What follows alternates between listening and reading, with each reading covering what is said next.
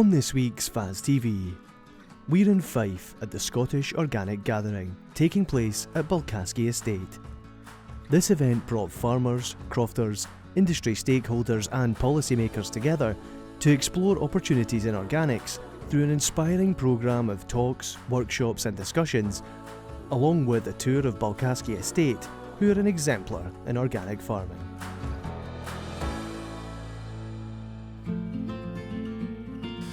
I'm Sam Parsons. I manage the estate for the Anstruther family, Balcaskie in Fife. So Balcaskie Estate is about 3,500 acres of in-hand farming, and on that we farm suckler cows, sheep, a few pigs and arable crops including pulses for human consumption. The shift to organic farming also coincided with a shift to native breeds, more native breeds. We had a small herd of ling cows before, but we were looking to produce finished cattle, prime cattle, and the lings needed to be crossed for that. And so we looked around, and one of the decision-making tools was a taste test. So we ate a lot of beef, and we shifted the beef herd to Lincoln Red, pedigree Lincoln Red herd, and that was done on taste. But they're predominantly from a sort of shorthorn background. Our sheep flock we are using as terminal sires, Suffolk, Hampshire and Shetland terminal sires, depending on the use, so we can produce lamb 365 days a year. And our pork is Tamworth, pedigree Tamworth pigs. So back in 2015, the owners had a sort of review of the estate and said that if we didn't change what we were doing in 50 years' time, we created a place they didn't want to live in, and if they didn't want to live in it, nor would anybody else. They also said that they predicted in 20 years' time that our customers would expect more natural product to be food products. And those two things led down to sort of backing off of our conventional farming system, which was effectively fairly standard, but also required lots of justification for why we were doing things that we knew our ultimate customers didn't like. And it led us down this route of organic, thinking organic conversion. And in 2016 we started, and by 2022 we converted the whole of the in-hand farm. And we did it in phases because it was a big, undertaking, and partly because a lot of the land that we were converting hadn't seen livestock on it for 40 years or more, so there was no infrastructure, so we had to phase it. I mean, there are lots of benefits that we've seen. There are lots of challenges, that's without a doubt. Challenges are that there's very little information in terms of knowledge out there. The learning is harder work, but actually that's, in fairness, the part that's been the greatest benefit for me was actually the involvement in your input into the farming system is much greater than it used to be. It's quite an observational system, so all the staff involved in it they're able to make observations and make decisions based on what they see rather than what they're told to do. That's been a big shift, and it's encouraged people who are more engaged in what they're doing. Economically, we have spent an awful lot less, therefore our risk is a lot lower, and we, through the conversion process and the support we got for organic conversion, the economics have improved. And as that's waned, so have the increase in value of red meat has increased our output, and we're starting to see, particularly this year, the organic cereal sector is still relatively buoyant. There's a fairly good market for human consumption cereals, and it hasn't taken the same dive that conventional cereals have. Growing and producing for end users rather than growing on spec and hoping that somebody will buy it. When we started in 2016, our first year of conversion, we thought the best thing to do would be to take some base level measurements, and you could have done any number of things, all of which were going to be very expensive, but we actually just did some fairly simple DIY tests, water infiltration. We used the slake tests and the soil health, soil mentor tests. Over time, the most important thing we've seen is better water infiltration. The organic conversion is not really what's done that, it's the farming system that's done that. Introduction of grass herbal lays. We use adaptive multi-paddock grazing system now, and resting grass. That's made a huge difference to the water infiltration, and on the back of that we've been able to reduce our winter housing period and extend our grazing periods. Soil health is is a difficult one to calculate, and it's anecdotal a lot of the time, but when you realise you don't have it, it's very obvious. We converted land that had been conventionally farmed for a long time. It's extremely good quality land. We're in the East Nuka Fife. This is the Golden Fringe we're standing on right now, and it was some of the least productive farmland when we took the chemistry out of it, and that's because the biology wasn't there. And it's taken us, we're probably in our 5th year of trying to repair some of that biology, and that's been a learning curve. How do you put that back in? If you haven't got enough grass growing, you can't graze enough stock. If you can't graze enough stock, you haven't got the biology. So that we've seen it improve, and we've down on the field we're standing in, we doubled the output every year we've had it in organic land. But if you start off with bugger all, double bugger all is still bugger all. We've now got to the stage where we're producing, I think, what is acceptable, but we're not back to where we should be, and that's just purely because we've masked it for years with chemistry. How do we know whether it's working or not? And if because like I say, we could have spent a fortune having somebody come and put a number on our improvements or on our on our soil. We measure things like worm counts. We measure farmland birds. So grey partridge, a great example down here. Corn bunting, good example. Where we will measure easy things to measure, and we'll use them as a proxy to decide or to make decisions about whether our change in management is working or not. And down here, I mean, corn bunting was one of the examples. RSPB have been working on a corn bunting project down here for years, and then when we converted it all to grass, there was a little bit of a panic from them that we were going to undo all their work. And what we've realised is we did it, and we did it with their sort of blessing eventually, but by measuring and continuing to measure the success of corn buntings, we've seen that the population's increased. It wasn't a crash as they suspected. And sometimes that measuring of those indicators tells you what the things you can't see are doing further down the food chain. Organic farming has a bit of a reputation of being a bit like a religion. You either are or you're not, or you're sort of an advocate or you're not. And I've learned that a lot of the decisions that you make are sort of binary. They're kind of, we're going to be all out wintered, or we're going to be all grass fed, or it's all or nothing attitude. And over time you've learned that actually there's the right time, the right place, the right animal, the right season, the right thing for the right job. Look at it, observe it, work it out. This season, we might have a completely different view on it than we did last and the previous one before that. And I think flexibility and not making a decision on how you're going to farm in future, but being observationally alert is probably the thing we've learned most about. Well, I think the opportunity is the market, particularly livestock. It's a good market, and it's a much cheaper production system when you take into account the lack of inputs. It's a growing market, it's not huge. I think really the opportunity more than anything else is getting off the bandwagon of buying inputs. Right now, I'd done a calculation 2018 that if we wanted to keep our fixed costs the same, I plotted our fixed costs over the previous 10 years, and if we wanted to keep our fixed costs the same, we needed to add 1,000 acres every decade to the estate in order to do that. Well, we can't all do that. So what are the ways we can cut fixed costs out, or we can cut costs out? And this is one of the ways we do it. Our mainline tractors are costing more every year, where most of our mainline work now is done on quad bikes. That's cut a huge amount of cost out of the system. Extending our grazing season, month either end of the year, suddenly you're knocking tens of thousands out of your system. So I'd say they're the opportunities, and we've got ourselves in conventional farming. We've got ourselves into throw more at it, and the more you throw at it, the more you have to throw at it to ensure the expenditure you've already spent.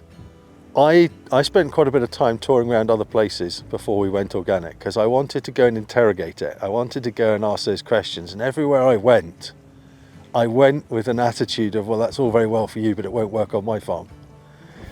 The more places I went to go and see, the more times I heard people say, everyone says it won't work on their farm.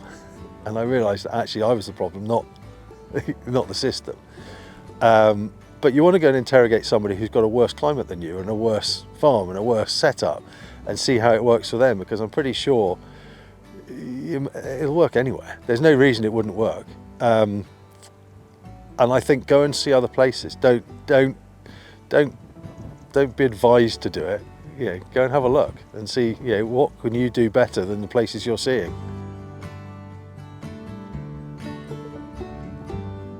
I'm Colleen McCulloch and I'm the farming lead at Soil Association Scotland, and that involves quite a lot of different things, but a lot of kind of facilitating knowledge exchange, connecting people together to share knowledge, ideas, inspiration, and kind of highlighting what sustainable and organic farming looks like in practice.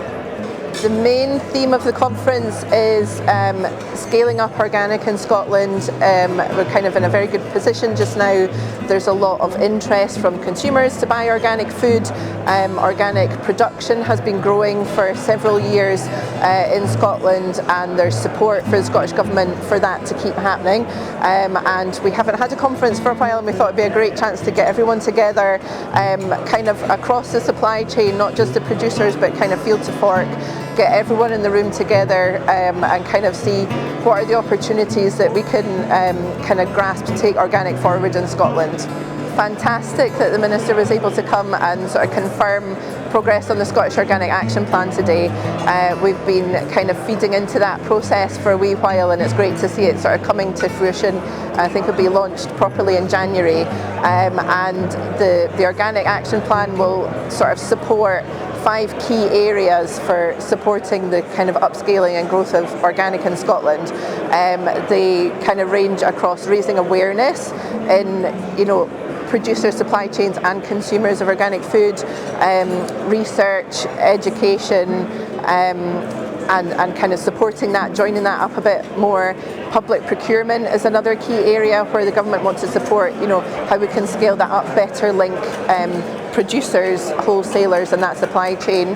And we're talking about those key areas, all of those key areas today in this conference, kind of how everything joins together. So how research informs then what happens in sort of supply chains and on the ground. One of the other key areas is kind of supporting and upscaling organic conversion and maintenance of organic farming, and how we kind of support that. So we're kind of trying to look at all of those key areas today and talking about those in the sort of panel discussions and in the chats and things in between those as well. I think there's probably a few good opportunities for producers in the room today. One of them is just the chance to kind of get together with other organic producers and people in the supply chain. That there's not lots of opportunities, I think, to get together in person in Scotland at the moment, or we haven't for a while. So having a chance to come together to kind of hear from other people in the sector, other producers, other people in the supply chain, and having that opportunity to just see where connections could be made. Like from my point of view, I'm sort of have been speaking to people all morning going, oh, can I introduce you to this person? Can I chat, bring you with that person? And kind of connecting people together to kind of have that kind of ripple effect of people at different parts of the supply chain and in the sector, and kind of build those networks a bit and kind of inspire each other. Hearing from the panelists today, this morning we've had 2 really inspiring panel discussions already with kind of lots of good questions and lots of sort of points for thought and kind of ideas sparking. So it's sort of a little bit about kind of trying to create that ripple effect of things that happen after the event. It's not just what happens at the conference today, but what happens after the event with people that make connections and have good ideas on the way home and stuff. For people interested in certification, get in touch is our kind of first bit of advice, either with us or with SOPA. But for people interested in certification, just get in touch with us and we can kind of chat through what your situation is, what you're looking to do. Part of it is about thinking about what do you want to do and what context are you operating in. So just get in touch with us for a chat and we can signpost to all sorts of different kind of people for the next stage of that process or conversation. My name's Ewan. I am the butchery manager, head butcher here for Balcaskie at Bowhouse. My background is retail management, and I joined the butchery just under 5 years ago as a butchery assistant with no butchery experience at all, and I was trained here. I got into butchery because I'm a foodie, and that was the way it was. It was just being a foodie. You know, it's one of these things of if you've got a passion for something, you can then learn anything. And I love being here and doing all the stuff that we do with the meat that we've got, which is amazing quality. So yeah, my name is Roman. I've joined the butchery nearly 3 years ago. I'm a butcher here, not by trade. I learned the butchery here and just follow up what we do, which is treating the carcass as best as we can, getting the most of it. So I've been in Scotland nearly over 16 years, I think now. My last job I was making cheese. I did that for about 2 years, close by, but I've done many different jobs. Like Ewan said, I think it's our passion for food that makes us really enjoy what we do and do it right, especially within our values and the values of the estate as well, which we I think fully align with. The benefit of using native breeds is that they are more accustomed to the location and the land. You know, they're used to being here, so using something of this area or something that can be from this area, like the Lincoln Red we use, where it comes from in Yorkshire, is very similar to the hills and that here in the Dales. So I think that way, how they can then develop the eating grass and putting the grass straight into the muscle and fat is much more a benefit than trying to get something that's from a different area, bringing it in and then trying to make it adapt to fit. So it's kind of a lot better for the animal. They're probably more relaxed, not as stressed, I would say. But yeah, it's much more beneficial to have it that way than having to then think we've got to feed them else things as well. So the fact that all the beef is grass-fed and organic translates in better quality, not necessarily in taste, but in quality of muscle, of texture, of nutrients, and definitely best omega-3, omega-6 ratio as well, which is something that's been studied recently as well on grass-fed animals. So it's a better meat. What really helps with the taste is the aging part, which is what we do as well here. So we dry age our beef for about 5 weeks, actually 5 weeks before touching it. So everything is aged, and that really softens the muscles, really helps with the texture, and also really enhances the flavour. What I've got on the table just now is Tamworth pig. The pig we use, everything on the table is the head and that as well, and the trotters. We have people that come in and buy the trotters. So again, that's something that you don't see really. You know, if you're wanting to make pork pies and that, you use the trotters to get the jelly out of, and that's what you boil down and you use there. The pig's head, we take the cheeks off it and we make guanciale from the cheeks. So classically, that's what's used in carbonara. But also the cafe that's on site here, they make a sausage at New Year called musetto, and it's a whole pig's head that's basically minced, a little bit of beef added to as well. So again, it's using all these different bits, making customers aware that everything's available all year round. Again, like with the beef as well, we've always got roasting cuts, we've always got, they're not just a winter thing. Your braising cuts and that are all there during the summer as well. And it's just that thing of making them see that no matter what they choose, they can always, cook it inside and then take it outside to eat. Or, you look at different countries around the world and different cuisines, and they're using all the slower cooked bits and that still throughout the summer months and the warmer months. It's just different ingredients that changes it and, makes it for that time rather than it's only this cut you can use. So it is more, it's not really an education, it's just kind of showing customers again what's been kind of forgotten and glossed over. So it's just showing that everything's available all the time, everything's always there, and there's always a use for something. And it's not about finding one cut that fits all, it's about finding the right cut that you're wanting to do the bits with.